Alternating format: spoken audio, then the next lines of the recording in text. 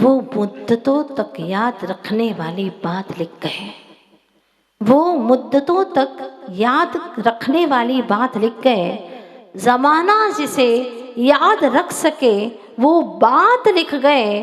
शहर की बिजली में, शहर की बिजली में तो कई लोग लिख लेते हैं, शहर की बिजली में तो कई लोग लिख लेते हैं, पर वे ज्ञान की रोशनी में ही समय सार लिख गए। धन्य है ऐसे कुंद कुंद स्वामी जिन्होंने अपने आत्मज्ञान की स्वानुभूति की रोशनी में समय सार जैसा ग्रंथ लिखा और उन्होंने प्रतिज्ञा की कि मैं समय प्रारब्ध को कहूँगा ताकि आप सभी लोग सुन सके। कहने वाली बात को सुनते हैं, पढ़ने वाली बात को कोई सुने न सुने, लेकिन कहने वाली बात को सुनते हैं। इसीलिए जैसे ही दूसरी गाथा को उन्होंने लिखा तब कह दिया वह समय दो तरह का, स्व समय और पर समय। जो अपने स्वरूप में रमे वह स्व समय है, जो स्वरूप में न रम करके रूप में रमे, पर में रमे, पुद्गल प्रदेशों में जो या पुद्गल प्रदेशों में स्थित रहे उसको पर समय कहा है। लेकिन उसमें जो एकत्वगत समय है अर्थात स्व समय है बहुत दुर्लभ है, लेकिन वही सारे लोक में सुंदर है। सारे लोक में अगर कोई सुंदर चीज है तो वह है समय। कौन सा समय? एकत्व का निश्चय करने वाला समय यानी आत्मा। महत्वपूर्ण बात कही है आचार्य अमृत चंद्र स्वामी ने जब टीका लिखी इसकी, तो उन्होंने लिखा समय का अर्थ छह द्रव्य, छह द्रव्य अर्थात सम यानी सम्यक प्रकार से जो अयन, अय धातु गति के अर्थ में होती है, जो अच्छी तरह से हर द्रव्य अपने गुण पर्याय में परिणमन करता है। प्रत्येक पदार्थ, प्रत्येक द्रव्य अपने गुण और पर्याय में परिणमन करता है, इसीलिए वह ही समय है। समय के कितने अर्थ हो गए? समय यानी काल, समय यानी आगम, समय यानी आत्मा, समय यानी सभी द्रव्य, क्योंकि कोई भी द्रव्य ऐसा नहीं है जो अपने गुण और पर्यायों में परिणमन न करता हो। गुण पर्यवत द्रव्यम तत्वा सूत्र में कहा है, गुण और पर्याय से युक्त द्रव्य होता है।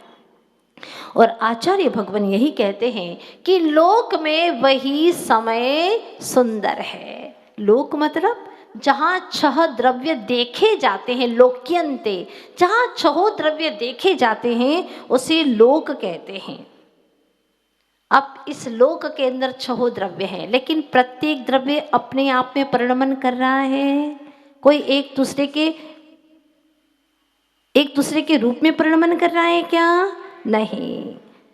क्या ये वस्तु की स्वतंत्रता है, स्वातंत्र्य है? यहाँ वस्तु स्वातंत्र कहते हैं कि प्रत्येक द्रव्य अपने आप में ही परिणमन कर रहा है, आप मिलावट नहीं कर सकते।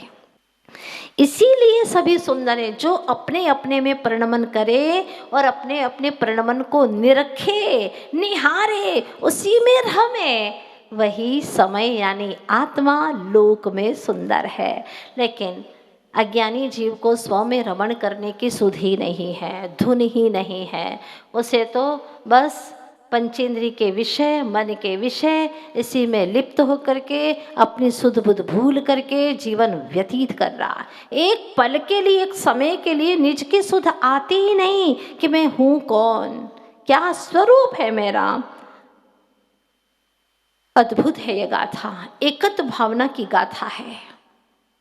एक तणी छे को तो एकत्व पना, एक पना, एक पना मतलब एक में होकर के रहो ना। संसार में भी कहते हैं भैया एक में होकर के रहो, अच्छा नहीं लगता। घर में चार प्राणी हो और चारों अलग अलग दिशाओं में घूम रहे हो, चारों की विचारधाराएं अलग है, अच्छा नहीं लगता है, बिल्कुल अच्छा नहीं लगता। द्वैत, द्वैत, दो पना, बिखरापना अच्छा नहीं लगता, उसमें झगड़ा है। बंध कहा ये थे, जहां बंध हो गया, संबंध हो गया, दो दो हो गए, वहां पर झगड़े हैं। एक बेटा है तो कुछ नहीं बेटा, सब तेरा ही है, सब तेरा ही है, एक बेटा है। लेकिन दो हो गए तो बंटवारा होगा, बंटवारा होगा, द्वैत हो गया, विवाद की परिस्थितियां आ जाती हैं। कहते हैं ना भाई देखो बर्तन हैं इतने सारे तो आवाज दो। हाँ, ये सब आप समय सार की बातों को ही बोल रहे। बंध कहा ए यत्ते तीर्ण विसंवादिनी होती। जहां बंध है, संबंध एक में नहीं होता, दो में होता है।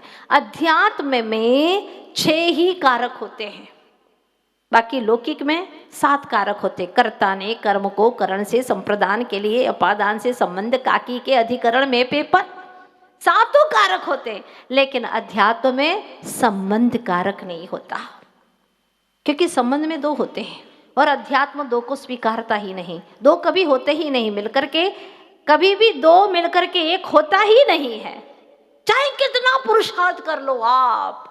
नहीं, हमारे तो होते हैं। कैसे होते हैं? हमने सोने की अंगूठी बनवाई थी, उसमें तांबा डलाया था, तांबा मिला है इसके अंदर, तो ठीक है कितना ही मिला लो तो, लेकिन उसका एक एक परमाणु तांबे का तांबे रूप ही है। तांबा कभी सोना नहीं हुआ और सोना कभी तांबा नहीं हुआ। क्या वस्तु की स्वतंत्रता है, देखो तो सही। आज तक जीव पुद्गल के साथ में रह करके जीव पुद्गल नहीं हुआ, और पुद्गल जब भी जौहरी ने उसको अलग किया, प्रोसेस की, सोना सोना पूरा अलग निकल गया और बट्टा सारा। यही तो कुंद कुंद महाराज समझा रहे हैं। तू अनादि से कर्मों के संग रहा, कर्म फिर भी तुझे तो छुए ही नहीं, कर्म फिर भी तुझे तो छुए ही नहीं। पर पदार्थों को तुम अपना कहते रहे, पर कभी ये तुम्हारे हुए ही नहीं, पर कभी ये तुम्हारे हुए ही नहीं। क्या समय सार का सार है। सब भवी जीवों को बात समझ में आ रही, यही सच है। आज तक भ्रम में पड़े थे, भ्रम था इसीलिए भ्रमण था, भ्रम था इसीलिए संसार का भ्रमण था। हे माँ जिनवाणी हितकारिणी संशय हरिणी, माँ तू मिल गई, माँ मिल गई। बस अब विश्वास है कि भव का भ्रमण नहीं होगा, ये फेरा टलेगा, टलेगा, निश्चित टलेगा, क्योंकि सत्य समझ में आ गया तो कर्म की इतनी हिम्मत नहीं कि मुझे भटका दे। सत्य का संबल मिल गया, समय सार का सार मिल गया, सारभूत तत्व मिल गया। अभी तक मैं समझता था कि मिले हुए हैं, लेकिन आज बात समझ में आ गई कि मैं आत्म तत्व अनादि से कर्मों के साथ में रह रहा हूँ, लेकिन फिर भी कर्म मुझे छुए नहीं। मेरे स्वरूप को उन्होंने क्या किया? स्वरूप में मिल गए क्या? वो मेरे स्वरूप में मिले। आज भी मेरा स्वभाव ज्यों का त्यों है। ये बात अलग है कि मैं स्वभाव को भूला हुआ हूँ, मैं स्वभाव को भूला हुआ हूँ, इसीलिए मैं दुखी हूँ। आज ख्याल में आ जाए, आज मेरे ज्ञान में आ जाए, आज मेरी श्रद्धा में आ जाए, मैं आनंद से भरा हुआ हूँ। वरना क्या वजह है कि वह सियारनी शरीर का भक्षण कर रही है। सुकुमार स्वामी के 4-4, 5-5 बच्चे और लेकर के आ गई और सब शरीर को तोड़ तोड़ करके खा रहे हैं। क्या घोर उपसर्ग, इससे और क्या उपसर्ग होगा, सोचो तो सही। पर धन्य है मुनीश्वर सुकुमार स्वामी, एकत्व निश्चयगत समय में रमण कर रहे हैं। यहाँ हम शब्द बोल रहे हैं, धन्य है वो इसका अनुभव कर रहे हैं। एकत्व में एक अखंड आत्मा। ये शरीर मुझसे मिला ही कब था? ये मेरा था ही कब? इसका एक एक परमाणु भिन्न है। अपने ज्ञान की जिन परम पैनी, सुबुद्धि छेनी डारी अंतर भेदिया। क्या बात है, क्या शब्द है। जिन परम पैनी ज्ञान रूपी छेनी को ऐसा लगाया उस संधि के स्थान पर लगाया कि जीव जुदा और पुद्गल जुदा अनुभव में आने लगा। फलतः सियाली खा रही है, लेकिन वह उधर से वह शरीर को, पैर को तोड़ तोड़ करके खा रही है। सिर्फ हड्डी बच गई पैर की। ओहो, सारा नोच नोच करके खा गई।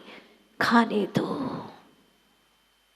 मुझे तो मार नहीं सकती, क्योंकि मैं अजर अमर धर्मा आत्म तत्व हूं। मुझे मार ही नहीं सकती वहां, और मैं आत्मा हूं ना। ये इसका भक्षण कर रही है, उसको मिटा रही है, शरीर के अंग अंग को मिटा रही है। तो हे कर्म, मैं तुझे मिटा रहा हूं। वाह, हे मोह कर्म, मैं तेरा विनाश कर रहा हूं। दुख का कारण सियालनी नहीं है, दुख का कारण शरीर भी नहीं है। शरीर के अंदर जो मोह है वो दुख का कारण है। बस जो वीक पॉइंट था उसको हटा दिया। पर पदार्थों को तुम अपना कहते रहे, पर कभी ये तुम्हारे हुए ही नहीं, पर कभी ये तुम्हारे हुए ही नहीं। कहते रहो तो पालते रहो भ्रम, करते रहो भ्रमण, लेकिन पदार्थों ने कभी नहीं कहा कि मैं तुम्हारा हूं। हमसे तो अच्छे वे पदार्थ हैं, जड़ होकर के भी, हाँ, लेकिन हम चेतन होकर के अपने स्वरूप को भूल गए। प्रभु क्या हो गया। ये द्वैतपना शोभा नहीं देता। मैं एक हूं और दूसरे को अपना मानता हूं, ये चीज अच्छी नहीं है। इसको मुझे समझना है आज और अभी। निश्चित रूप से मुक्ति महल में प्रवेश करना है तो अकेले ही प्रवेश कर सकते। वो इतना सकरा है, इतना सकरा है कि अकेले ही जा सकते हैं, सिद्ध होके ही जा सकते हैं, शुद्ध होकर के ही जा सकते। अगर सिद्ध हो गए तो एक समय में 108 भी जा सकते हैं, क्योंकि एक में एक समाहित हो जाते हैं। लेकिन अशुद्ध दशा में नहीं जा सकते। 1 से 2 प्रवेश कर ही नहीं सकते, देह के साथ में भी प्रवेश नहीं कर सकते। विदेह दशा ही चाहिए। तो एक बर्तन में आवाज नहीं आती, एक चूड़ी में आवाज नहीं आती, लेकिन जहां पर 2 हो गए तो आवाजें शुरू हो जाती हैं। कहते हैं ना आप लोग, भाई बर्तन है तो खनकेंगे ही, आवाज तो आएगी ही, बजेंगे ही। बंध में विवाद है तो सुंदरता कहाँ है? एकत्व में। एकत्व में सुंदरता, जहां एक पना है। अब देखो, इसको आप ऐसे लगाओ, एकता में सुंदरता है। घर में भले 25 लोग हैं, लेकिन एकता है तो कहते हैं लोग, बंद मुट्ठी तो लाख की, खुल गई तो खाक की। बंद मुट्ठी है, सब एकता के सूत्र में बंधे हुए हैं। समय सार तुम्हें घर से संवारता है, घर से संवारता है। जहां हो, जहां खड़े हो, वहीं से संवारना शुरू कर देता है। क्योंकि यह समय यानी आत्मा की बात करता है। चाहे घर में रहो, चाहे दुकान में रहो, चाहे मंदिर में रहो, चाहे ध्यानस्थ हो, तुम आत्मा थे, आत्मा हो और आत्मा ही रहोगे। ये त्रैकालिक सत्य है। और जिसने ये विश्वास किया, जिसने इसको माना, वह एकत्व को प्राप्त हो गया। फिर सुंदरता को देखने के लिए उसको कहीं घूमने की आवश्यकता नहीं पड़ी। लंदन घूमने नहीं जाता, यूएसए नहीं जाता, सिंगापुर नहीं जाता। हाँ, बेचारे घूम रहे वहां पर घूमने के लिए क्या क्या देखने के लिए जा रहे हैं? ब्यूटी देखने जाते हैं। क्या पहाड़ हैं, क्या पानी के झरने हैं, क्या पेड़ है, आहा! क्या देखने जा रहे हो? पैसा फेंकने जा रहे हो, समय बर्बाद करने जा रहे हो, शरीर को बर्बाद करने जा रहे हो। भक्ष भक्ष का भान नहीं रहेगा, जो मिलेगा सो खाने वाले हो। क्यों बर्बाद कर रहे हो अपने आप को? क्या दिखेगा वहां पर? 3 चीजों के सिवा कुछ नहीं दिखना है, पेड़, पानी और पहाड़। और क्या दिखेगा बताओ? सब पकार ही पकार दिखने वाले हैं। तो एक पकार को देख लो, परमात्मा को कुछ देखने की आवश्यकता ही नहीं पड़ेगी। तो ब्यूटी को देखना है, सुंदरता को देखना है ना, सुंदरता देखना है। बस कुंद कुंद स्वामी कहते हैं आंखें बंद करो, एकत्व निश्चय गदो, एकत्व निश्चय को जो प्राप्त है ऐसा चैतन्य आत्मा, उसी को निरखो। इससे ज्यादा कोई सुंदर है ही नहीं। बाकी दुनिया में जितनी भी गंदगी है ना, वो इसकी वजह से है।